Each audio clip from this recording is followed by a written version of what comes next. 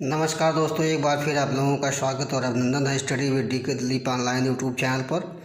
हम लोग चर्चा कर रहे थे डीएलएड सेकंड सेमेस्टर के सेकंड पेपर में प्रारंभिक शिक्षा के नवीन प्रयास में बाल अधिकार टॉपिक को लेकर के, जिसमें हमने चर्चा किया कि अधिकार क्या है, बाल अधिकार किसे कहते हैं और बाल अधिकार के बारे में इसको जानने की आवश्यकता क्यों हुई। और इसके साथ साथ में बाल अधिकार के लिए जो संयुक्त राष्ट्र संघ द्वारा जो भी कार्यक्रम, जो भी अनुच्छेद में बंटवारा किया गया, जो भी बातें कही गई, या यूएनसीआरसी के द्वारा जो अभिसमय बनाया गया, जो नियम बनाया गया, जो प्रस्ताव रखा गया, उसमें कुछ बातें हमने बात की थी पिछले वीडियो में।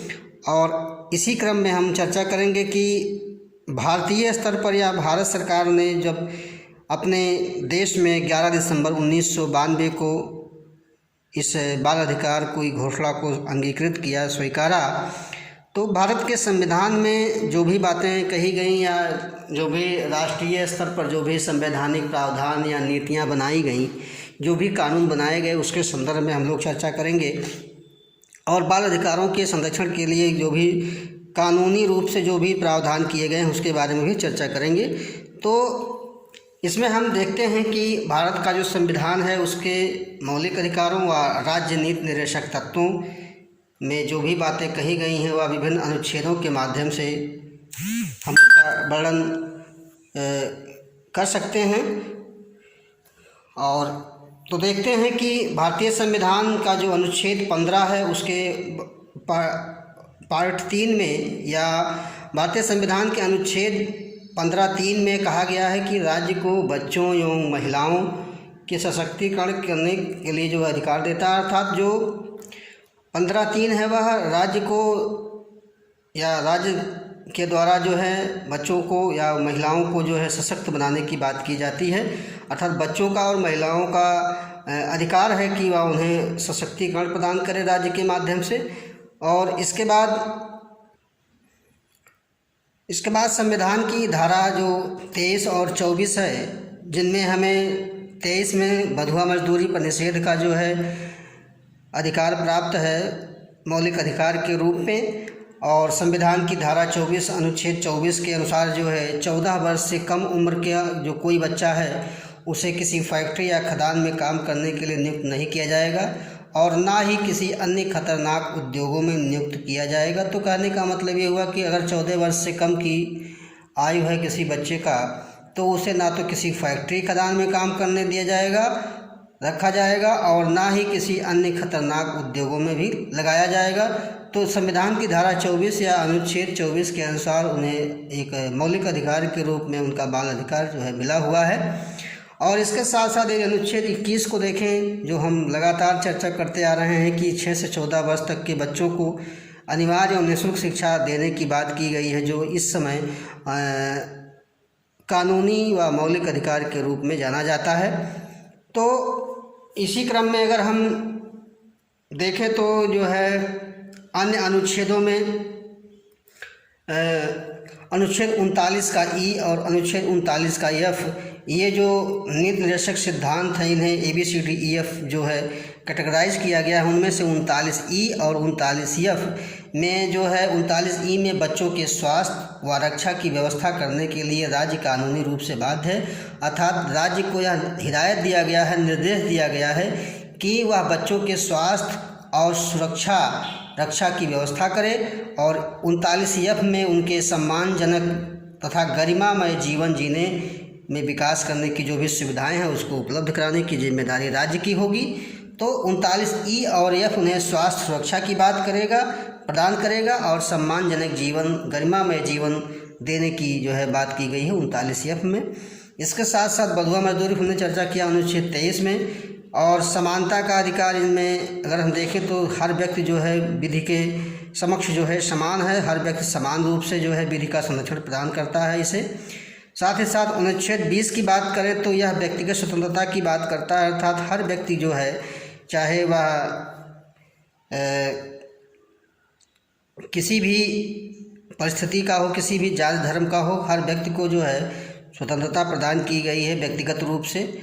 और उसे जो है संरक्षित किया गया है। इसके साथ साथ यदि हम अनुच्छेद 45 को देखें, जो हमने चर्चा किया था कि आरंभिक शैशवावस्था जो 0 से 6 साल है, उसकी जिम्मेदारी जो है राज्यों की होती है कि ऐसे बच्चों की देखभाल कराया जाए। और साथ ही साथ अनुच्छेद 46 के द्वारा जो है कमज़ोर वर्गों अर्थात जो SC ST वर्ग के जो है बालक हैं, उनको विशेष सुविधाएं दी जाने की बात की गई हैं। और अनुच्छेद 47 में कहा गया है कि ऐसे बालकों को का जो है पोषण स्तर बढ़ाया जाए, अर्थात जो कमज़ोर बालक हैं उनका पोषण स्तर मजबूत किया जाए। तो इस तरह से हमने देखा कि बाल अधिकारों को लेकर के भारतीय संविधान की धारा में अनुच्छेद 14, अनुच्छेद 20, अनुच्छेद 23, अनुच्छेद 24, अनुच्छेद 21 और अनुच्छेद 39E और F, 45, 46 और 47 अनुच्छेद में हमने जो है इसकी चर्चा किया। अब इसके बाद हम लोग चर्चा करेंगे कि बाल अधिकारों को लेकर के शिक्षकों का क्या दायित्व होना चाहिए। जो मेन मोटो है इस टॉपिक को पढ़ने का, तो कहीं न कहीं बाल अधिकारों के संरक्षण को लेकर के अध्यापकों का जो दायित्व है या इसको सिलेबस में रखने का जो मेन उद्देश्य था कि शिक्षकों को इन सारी बातों की जानकारी होनी चाहिए जो बाल अधिकारों को लेकर के हों, और बाल अधिकारों के प्रति वह समाज को, बच्चे को, उनके माता पिता को, उनके अभिभावक संरक्षकों को जागरूक करे। यह शिक्षक का एक कर्तव्य बनता है ताकि बच्चों के बाल अधिकारों का संरक्षण प्रदान किया जा सके। तो हमने यही चर्चा किया कि UNCRC के जो कुछ अनुच्छेदों में एक 42वां अनुच्छेद है, उसमें प्रावधान किया गया है कि बच्चों को उनके अधिकारों का ज्ञान कराने की जिम्मेदारी शिक्षकों की होगी। तो कहने का मतलब ये हुआ कि जो शिक्षक हैं वह UNCRC के जो प्रावधान है अनुच्छेद 42 में, उसमें कहा गया है कि उनके अधिकारों का ज्ञान कराया जाए, बाल अधिकारों का ज्ञान कराया जाए। तो यह जिम्मेदारी किसकी होनी चाहिए? शिक्षकों की होनी चाहिए। इसमें अगला है कि रोल मॉडल के रूप में, अर्थात जो शिक्षक है वह कहीं न कहीं एक रोल मॉडल की भूमिका अदा करता है और अपने समाज का प्रतिनिधित्व करता है, विद्यालय का प्रतिनिधित्व करता है और कहीं न कहीं छात्रों के मन में एक रोल मॉडल की भूमिका के रूप में उसका छवि बना रहता है। तो इस तरह से उस शिक्षक को चाहिए कि एक ऐसे बाल अधिकारों के बारे में जो उसको जानकारी हो या समाज को जागरूक करे, बच्चों व अभिभावकों के दृष्टिकोण में जागरूकता लाने का कार्य करे। तो इस तरह से रोल मॉडल के रूप में वह अपनी भूमिका अदा करे, चाहे वह सामाजिक रूप से हो, चाहे वह बच्चों व अभिभावकों के दृष्टिकोण को लेकर के हो। तो रोल मॉडल के रूप में उसे होना चाहिए। तो इसके बाद तीसरा है कि अभिभावकों, माता पिता व संरक्षकों को जागरूक करने की जिम्मेदारी शिक्षकों की होनी चाहिए। तो कहीं न कहीं शिक्षक जो है अभिभावकों के साथ मेल जोल रख करके उनके बाल अधिकारों के प्रति जागरूक करने की बात की गई और उन्हें जागरूक किया जाए, यह शिक्षकों की एक नैतिक जिम्मेदारी बनती है। और इसके बाद जो अध्यापक शिक्षा का जो पाठ्यक्रम है वह जो है बाल अधिकार विषय के रूप में रखा जाना चाहिए। साथ ही साथ विद्यालयी पाठ्यक्रम में भी इसे स्थान दिया जाना चाहिए। तो कहने का मतलब यह है कि अध्यापक शिक्षा का जो पाठ्यक्रम चलाया जा रहा है उसमें भी बाल अधिकार विषय को रखा जाना चाहिए अलग से, और साथ ही साथ जो विद्यालय पाठ्यक्रम है उनमें भी स्थान दिया जाना चाहिए। साथ ही साथ जो अगला है कि सहपाठगामी क्रियाओं के माध्यम से, चाहे वह कहानी द्वारा या नाटक द्वारा, खेल के द्वारा आदि जो भी रचनात्मक कार्य हैं उसके माध्यम से उनका ध्यान इसमें कराना चाहिए। तो शिक्षकों का यह दायित्व बनता है कि सहपाठगामी क्रियाओं के माध्यम से या रचनात्मक कार्यों के माध्यम से बच्चों के बाल अधिकारों को जो है जागरूक करना चाहिए। अगला है कि अभिभावकों व शिक्षकों का आपसी सहयोग व मधुर संबंध हो ताकि बाल अधिकार के प्रति उनके विचार स्वस्थ प्रस्तुत हो सकें। तो जो भी हैं अभिभावक या शिक्षक, उनके आपसी मेल जोल, आपसी बर्ताव, आपसी संबंध जो है कहीं न कहीं सहयोगात्मक, मधुर होने चाहिए ताकि बाल अधिकारों को वह जागरूक करने में दोनों एक दूसरे का सहयोग कर सकें और अपने अपने स्वस्थ विचार जो है प्रस्तुत कर सकें। इसमें अगला है कि बाल अधिकारों के प्रति सरल, सुगम, बच्चों के लिए निर्मित सामग्री का विकास किया जाना चाहिए।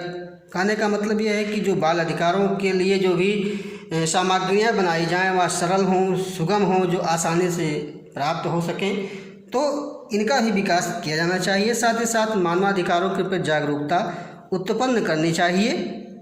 तो ये रहा कि शिक्षकों के जो उत्तरदायित्व हैं बाल अधिकारों को लेकर के कि शिक्षक की क्या क्या भूमिका होनी चाहिए, एक रोल मॉडल के रूप में होनी चाहिए, एक रचनात्मक कार्यों को कराने की बात की गई, पाठ्यक्रमों में शामिल करने की बात की गई, मानवाधिकारों के प्रति जागरूक करने की बात की गई, बाल अधिकारों के प्रति जागरूक करने की बातें की गई। तो इसमें हम थोड़ी सी चर्चा अगर और कर लें कि इसके लिए जो भी अभी हमने पिछले वीडियो में अंतर्राष्ट्रीय कानूनों के बारे में या अंतर्राष्ट्रीय प्रावधानों के बारे में चर्चा किया, और यहाँ पर हम चर्चा करना चाहेंगे कि जो राष्ट्रीय स्तर पर जो कानून बनाए गए, जो राष्ट्रीय स्तर पर विधिक कार्रवाइयाँ की जाती हैं बाल अधिकारों के संरक्षण को लेकर के, तो उनमें कौन कौन सी बातें हैं उसकी भी चर्चा थोड़ी सी कर लेते हैं। तो इसमें हमने देखा कि सर्वप्रथम हम देख रहे हैं कि जे अधिनियम, जिसको हम juvenile justice care and protection of children act 2015 के नाम से जाना जाता है इसे, और इसमें जो है तमाम धाराओं को उल्लिखित किया गया है, जिनमें धारा 75, धारा 76, 77, 78, 79, 80, 81, 83 और 84, ये तमाम धाराएं जो है बच्चों के साथ क्रूरता, बच्चों को भिक्षावृत्ति, अल्कोहल युक्त पेय, नशीली दवा, मादक पदार्थों का सेवन कराना और किसी नशीले पेय पदार्थों के परिवहन, बेचने, तस्करी करने में बच्चों का उपयोग। धारा 79 है कि बाल श्रमिक शोषण। 80 है अवैधानिक दत्तक ग्रहण। 81 में किसी भी प्रयोजन से बच्चों का क्रय विक्रय करना। 83 में है गैर राज्यीय उग्रवादी समूहों में बच्चों का भर्ती और उपयोग करना। और धारा 84 है कि 18 वर्ष से कम उम्र के बच्चों का अपहरण, बंधक बनाना, इसके अंतर्गत जो भी मानव तस्करी पर कार्रवाई का प्रावधान। अर्थात इन सारे अनुच्छेदों को लेकर के या इन सारे धाराओं को लेकर के राष्ट्रीय स्तर पर एक कानून बनाया गया, और जो बच्चों के साथ जो भी अनैतिक दुर्व्यापार, व्यवहार, भिक्षावृत्ति, नशीले पदार्थों का सेवन, बाल श्रम या गैर राज्यीय उग्रवादी जो समूह हैं उनमें शामिल कराने की बातें जो की गई थी, इन सबसे संरक्षण प्रदान करता है। और इसके साथ साथ अनैतिक तस्करी रोकथाम अधिनियम 1956 और 1986 में से संशोधित किया गया। यह भी जो है बच्चों के तस्करी पर रोकथाम लगाने के लिए अधिनियम लाया गया। इसके साथ साथ फौजदारी कानून संशोधित अधिनियम 2013, जिसे हम CRPC और IPC के नाम से जानते हैं, इनमें धारा 370 और धारा 370A जो तस्करी तथा शारीरिक शोषण, गुलामी, यौन उत्पीड़न, दास्ता, अंग उत्पीड़न या अंग विच्छेदन की बात जो है इसमें संरक्षण प्रदान करता है कि किसी भी व्यक्ति को शारीरिक रूप से आप शोषित नहीं कर सकते हैं, उसे गुलाम नहीं बना सकते हैं, दास नहीं बना सकते हैं, उसके अंग का उत्पीड़न नहीं कर सकते हैं, यौन उत्पीड़न नहीं कर सकते। तो धारा 370 और धारा 370A के तहत जो है तस्करी पर प्रतिबंध लगाया गया है। इसके साथ लैंगिक अपराधों से बालकों का संरक्षण, पोक्सो अधिनियम 2012 यही अधिनियम है जिस पर आसाराम बापू को जो है लगाया गया था। इसी के द्वारा उन्हें यौन उत्पीड़न के मामले में उन्हें जो है अंदर किया गया, और यही लैंगिक अपराधों से बालकों का संरक्षण पोक्सो अधिनियम 2012 के द्वारा इसमें कहा गया कि बहला फुसलाकर यौन प्रयोजन के लिए की गई मानव तस्करी से निपटने के लिए यह जो है 18 वर्ष से कम आयु के सभी बच्चों को संरक्षण देता है। अर्थात जो भी बच्चे 18 साल से कम के हैं उन्हें यह जो है अधिनियम या पोक्सो अधिनियम 2012 जो है संरक्षण देता है। इसके साथ साथ बाल विवाह निषेध अधिनियम 2006, जिसे PCMA के नाम से जानते हैं, यह भी बाल विवाह आयोजन व इससे जुड़ी व दुर्घटना व संबंध क्रियाओं को प्रतिबंधित करता है। इसमें कुछ विवाह शून्य व अमान्य घोषित किए जाते हैं, जिसमें जो भी विवाह हैं चाहे वह बहला फुसला कर कराए गए हों, छल से कराए गए हों या बल से कराए गए हों, तो इस बाल विवाह निषेध अधिनियम के द्वारा जो भी दुर्घटनाएं हैं, जो भी क्रियाएं हैं इनसे संबंधित, इससे संरक्षण प्रदान करता है। इसके साथ साथ राष्ट्रीय बाल नीति 2013 यह भी कहीं न कहीं सभी प्रकार के हिंसा, दुर्व्यवहार, हानि, लांछन, भेदभाव, लैंगिक उत्पीड़न से संरक्षण प्रदान करता है। अगला है कि राष्ट्रीय पोषाहार नीति 1993, यह बच्चों के पर्याप्त पोषण के लिए किया गया कि बच्चों को पर्याप्त पोषाहार मिले, पर्याप्त न्यूट्रिशन मिले, उन्हें खाने पीने की व्यवस्था की जाए। इसके साथ साथ में इसमें जो अंतिम है कि किशोर न्याय अधिनियम 2000, इसमें जो है कहा गया कि बाल गृहों के निर्माण कराए जाएं, उनके रखरखाव किए जाएं और इनके लिए जो भी लागत है वह 50% की सहायता प्रदान की जाए। तो कहने का मतलब ये हुआ कि किशोर न्याय अधिनियम 2000 के द्वारा बाल गृहों का निर्माण व उनके रखरखाव के लिए 50% की सहायता प्रदान की जाए सरकार द्वारा, और इसके अलावा बच्चों की देखभाल व जो बेसहारा बच्चे हैं उनको भी देखभाल के लिए विशेष प्रावधान किए गए हैं। तो ये रहे जो है कुछ संवैधानिक या कानूनी प्रावधान जो भारतीय सरकार द्वारा संरक्षण प्रदान करता है बाल अधिकारों के संरक्षण को लेकर के, जिसकी हमने चर्चा जो है संक्षिप्त रूप में की। अब इसके बाद हम लोग जो है इस पीरियड को यहीं पर समाप्त करते हैं, और इसके बाद अगले जो वीडियो आएगा उसमें जो है हम लोग चर्चा करेंगे RTE एक्ट 2009, जिसे हम शिक्षा का अधिकार अधिनियम 2009 के नाम से जानते हैं। तब तक के लिए धन्यवाद।